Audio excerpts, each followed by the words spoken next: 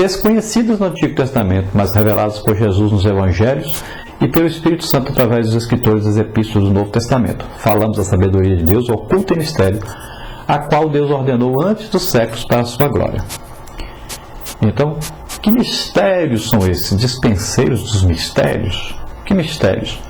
Então são aí o que? As verdades, doutrinas bíblicas, né, da redenção e do glorioso futuro da Igreja do Senhor. Essas coisas eram desconhecidas no Antigo Testamento, mas foram reveladas no Novo Testamento através do próprio Jesus e através dos apóstolos, né, que escreveram aí a palavra de Deus. Então, e não só dos apóstolos, porque Lucas não era apóstolo, né, mas escreveu. Judas também não era aí o apóstolo, mas era o irmão do Senhor, escreveu também. Então, esses escritos que estão na Bíblia no Novo Testamento, todos eles contêm aí essas revelações que estavam ocultas no Antigo Testamento. Então, são verdades, são doutrinas que falam aí da redenção e do glorioso futuro da igreja. Também fala de Cristo em nós, né? Do Espírito Santo morando em nós. Fala da igreja, da existência da igreja, que não era revelada no Antigo Testamento. Fala do futuro aí, do arrebatamento da igreja que está próximo. Fala da grande tribulação. Fala depois da Armagedon, depois do milênio e depois do juízo final, depois dos novos céus, nova terra. Fala da Jerusalém celeste, namorada de todos os salvos, né? E fala do lançamento, principalmente, de Satanás, seus demônios e todos os seus seguidores no lago de fogo e enxofre. E, por fim, então, a vida eterna com o Senhor, nossa vida gloriosa com o Senhor. Parte número 4, a avaliação dos ministros de Cristo. 1 Coríntios 4, de 3 e 5. Então, como era o juízo dos outros para Paulo? Então, Paulo declarou que pouco se importava com a avaliação dos coríntios a respeito dele e do seu ministério. Paulo não permitia que tais juízos influenciassem sua fé e conduta. Os coríntios não estavam em condições de julgar os outros. Como dispenseiro de Deus, ele era diretamente responsável diante de Cristo. Nenhum obreiro deve julgar temerariamente seus pares. O Senhor, na sua vida, trará à luz as ações e os desígnios secretos de cada um. Então, cada um receberá a sua recompensa. Então, Paulo, no dizer de hoje, não estava nem aí para o juízo dos coríntios, já que os coríntios eram considerados como crianças para ele, né? Eram carnais, estavam em divisão e em várias outras coisas que indicavam que eles não estavam suficientemente maduros para julgar ninguém. Número 16, como era o juízo próprio para Paulo? Então, Paulo também não dependia de juízo próprio, nem eu tampouco a mim mesmo me julgo. O juízo próprio é perigoso porque a pessoa facilmente sanciona suas próprias opiniões, aprova sua própria conduta e acalenta seus próprios erros. Então, Paulo não considerava o seu juízo próprio como certo, porque no juízo nós podemos exagerar para um lado ou para o outro. Ou exagerar dizendo que nós não fizemos nada digno aí de juízo de Deus, ou então, por outro lado, sermos severos demais conosco mesmo, entristecermos, né? E pararmos até de trabalhar para Deus, de fazer uma coisa. Então, o nosso juízo não é correto, o juízo correto é o de Deus. Como era então o juízo de Deus para Paulo? Como servos do Senhor, Paulo e seus companheiros de ministério deveriam ser avaliados e julgados pelo seu Senhor e Mestre, e não pelos coríntios. Então, Paulo sempre dependia do juízo de Deus e achava sempre o juízo de Deus é o correto. Número 18, complete. Não existe obreiro perfeito, mas também não existe congregação perfeita, como era o caso de Corinto. Arão, ministro, fez a congregação de Israel pecar diante do Senhor. Todavia, a mesma congregação também fez Moisés pecar. Então, não existe um obreiro perfeito. Não adianta você procurar um pastor para sua congregação perfeito. Jesus não vai lá, vir do céu, e vai dirigir a sua congregação pessoalmente, em carne e osso. Só Ele que é perfeito. E lembre-se, você está exigindo às vezes um obreiro perfeito, mas você é imperfeito. A congregação é imperfeita.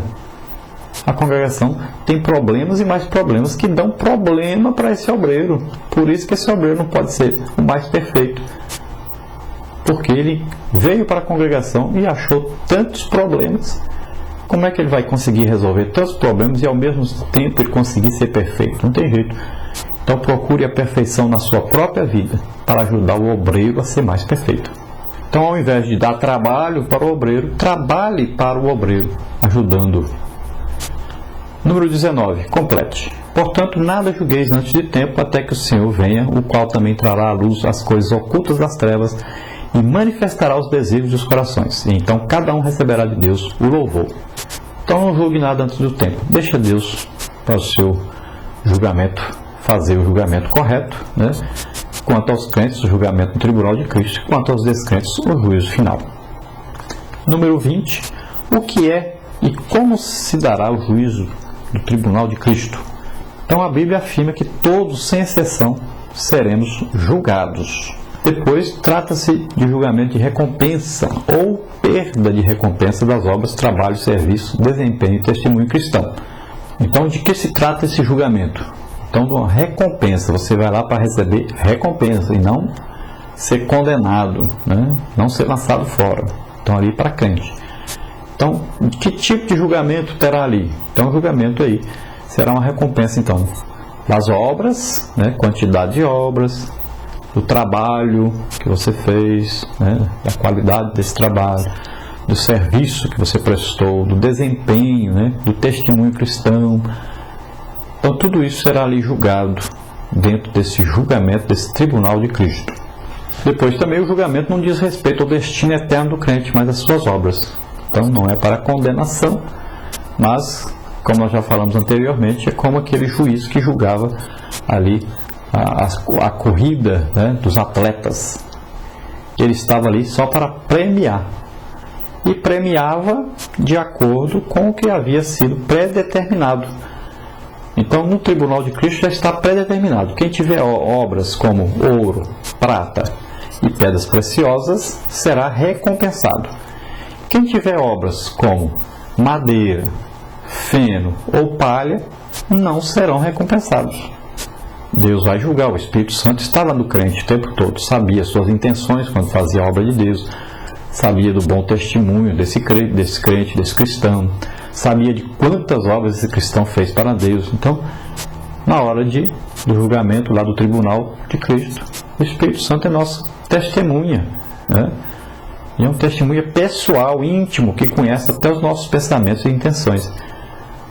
E ali então será revelado que você receberá o galardão. Se suas obras foram consideradas ruins, né, destruídas, não terão valor, mas você está salvo. Não é para condenação ao tribunal de Cristo. Depois então devemos saber que o tribunal de Cristo é o dia de pesagem aí das nossas obras na justa balança de Deus. Então a balança de Deus é justa, precisa. Não vai considerar bom o que é ruim, nem ruim o que é bom. Onde acontecerá esse tribunal de Cristo? Quando acontecerá?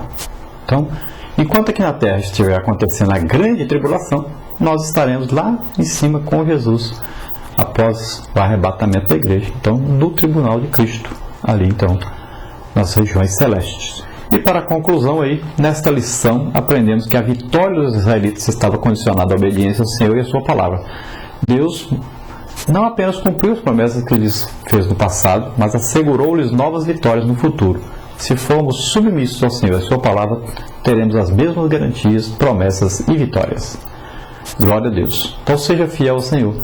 E você também receberá as promessas de Deus, as vitórias que Deus tem para aquele que lhe é fiel. Então, pense sempre, quando você estiver fazendo alguma coisa para Deus, que você for chamado para a obra de Deus, sempre pense no seu testemunho. Seja fiel realmente, tenha bom testemunho dos que estão de fora e dos que estão dentro da igreja. Vamos orar nesse momento.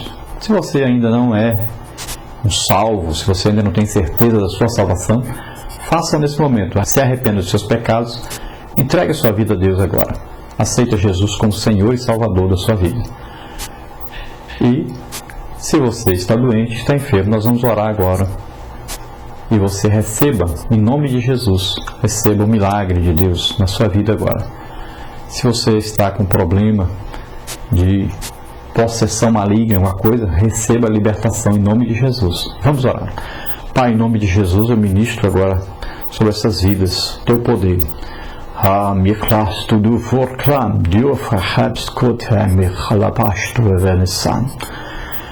Escute a voz do Senhor, dando a ti revelação da palavra de Deus, dando a Ti a oportunidade de salvação. Em nome de Jesus, Pai, escreve os seus nomes no livro da vida, recebe agora essas vidas com os Teus filhos. E em nome de Jesus, eu repreendo todo espírito maligno sobre essas vidas, repreendo toda enfermidade em nome de Jesus e ministro, Pai, a Tua cura, Tua mão saradora sobre eles, em nome de Jesus. Muito obrigado, Senhor, por mais essa oportunidade. Nós te agradecemos em nome de Jesus. Amém. Glória a Deus.